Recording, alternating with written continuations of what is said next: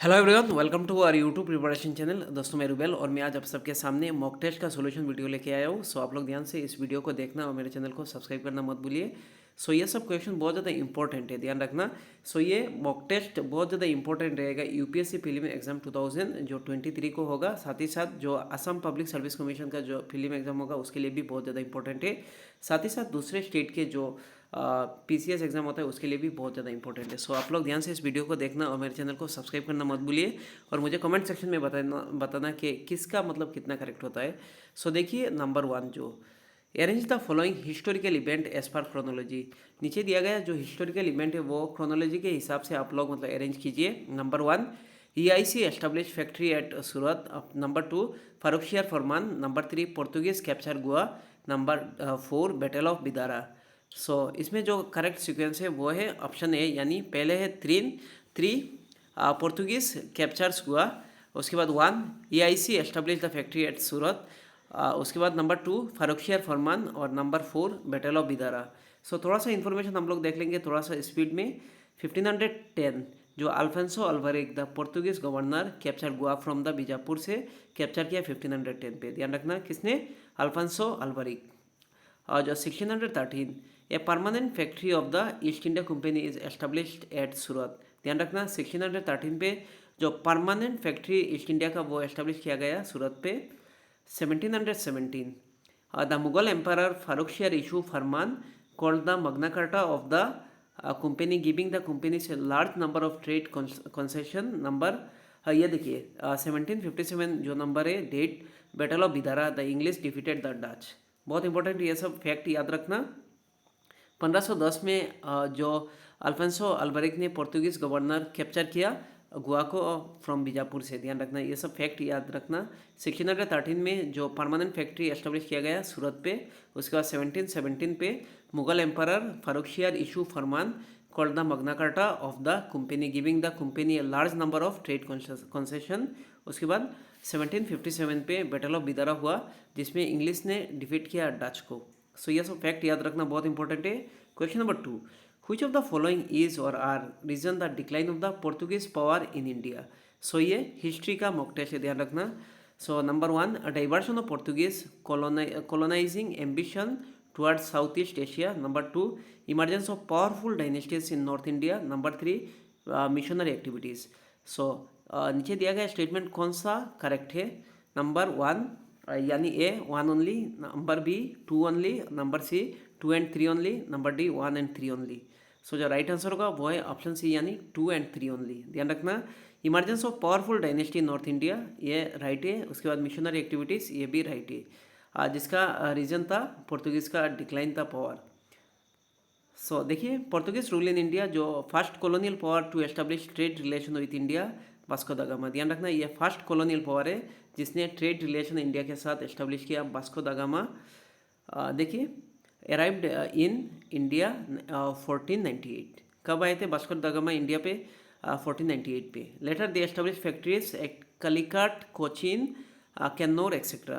Factor for declining Portuguese in India देखिए emergence of powerful dynasty in Egypt, Persia and the North India and the appearance of the Marathas as neighbor.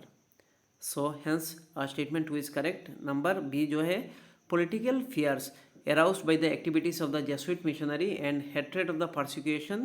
So इसके वजह से भी जो missionaries का activities था उसके लिए भी पोर्तुगीज़ जो डायनेस्टी वो कह सकते हैं हम लोग डिक्लाइन हुआ।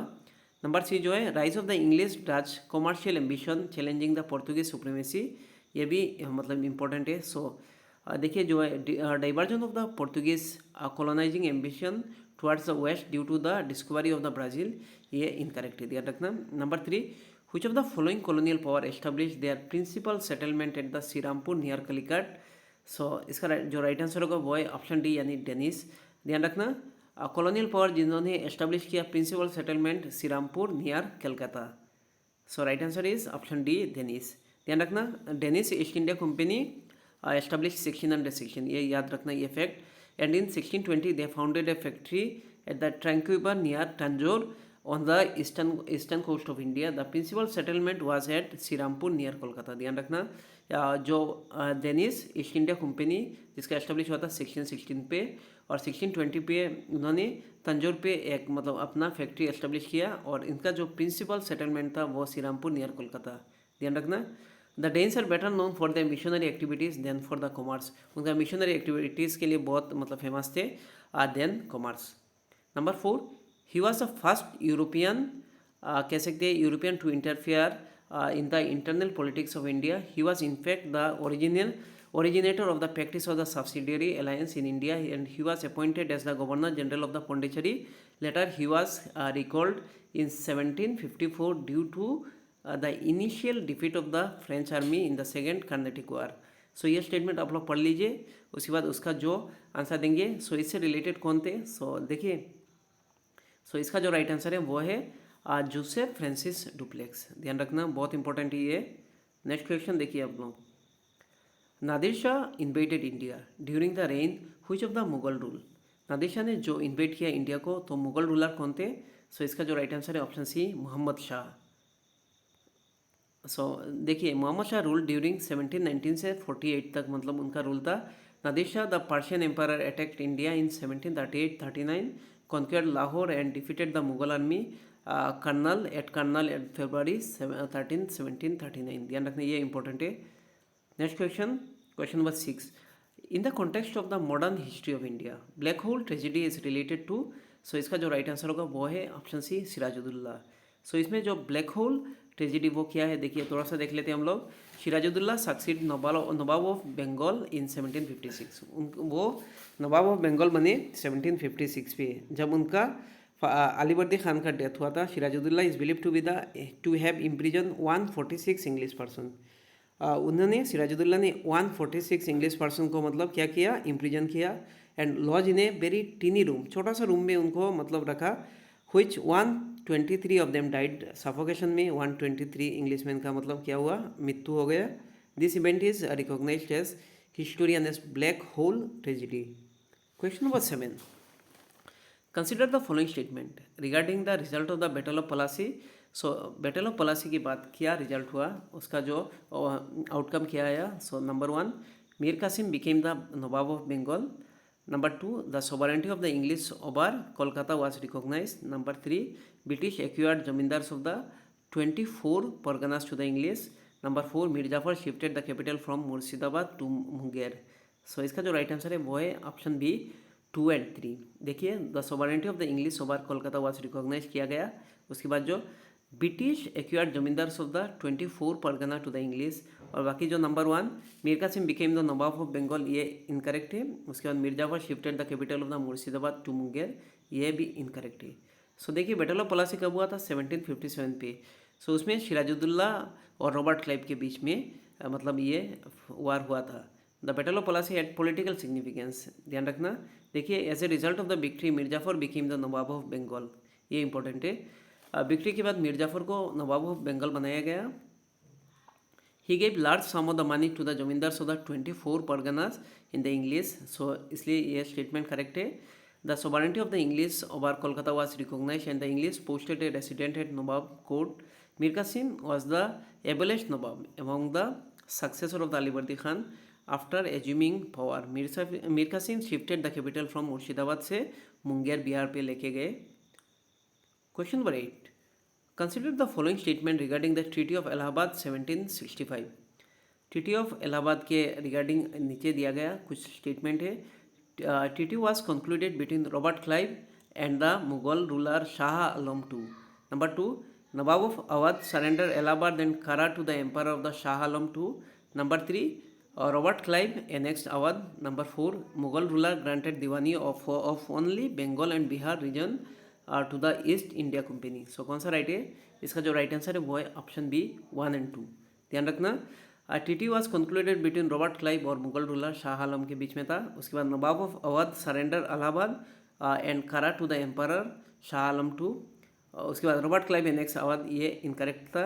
देखिए, थोड़ा सा देख लीजिए, nawab Sirajuddaulah agreed surrender Allahabad Kara to empire Shah Alam II। ध्यान रखना, और रॉबर्ट क्लाइव देखिए इंक्लूडिंग 2 इंपॉर्टेंट ट्रीटीज था। Allahabad in August 1765, one with Nawab of Awadh and the other with Mughal Emperor Shah Alam II।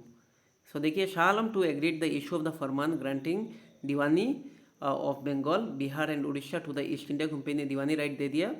In lieu of annual payment कितना दिया था? 26 lakh. So hence statement 4 is in correct, sorry incorrect. So देखिए, Clive did not want annex Awadh because it would have placed the company under an obligation to protect extensive land frontier from the Afghanistan and the Maratha invasion. The treaty made Nawab a firm friend of the company and turned Awadh into a buffer state. So Awadh को annex नहीं किया, उसको buffer state बनाया गया। Question number देखिए 9. He was a commander of the British forces during the American War of Independence and the Governor General of Bengal when the permanent settlement was introduced. So किसके बारे में ये बताया गया? So इसका जो राइट आंसर है वो है चार्ल्स कॉर्नवालिस। सो उनका जो कार्यकाल था 1738 टू 18 सॉरी उनका जन्म 1738 को और 1805 को उनका मृत्यु हुआ। सो देखिए, ये जो परमानेंट सेटलमेंट वो इंट्रोड्यूस किया गया 1793। नेक्स्ट क्वेश्चन, क्वेश्चन नंबर 10, जो कि आज का लास्ट क्वेश्चन है। Consider the following statement regarding the dual government of Bengal. So it is introduce by the Warren Hastings. Dual government Bengal पे जो वारेन हेस्टिंग ने चालू किया। Number 2, the company exercise diwani right and as the diwan and the Nijamat right through the right nominated to the deputy Subedar. Number 3, Lord Cornwallis did away with the dual system of the Bengal. So कौन सा right answer है? इसका जो right answer है वो है option B 1 and 3 only, ध्यान रखना।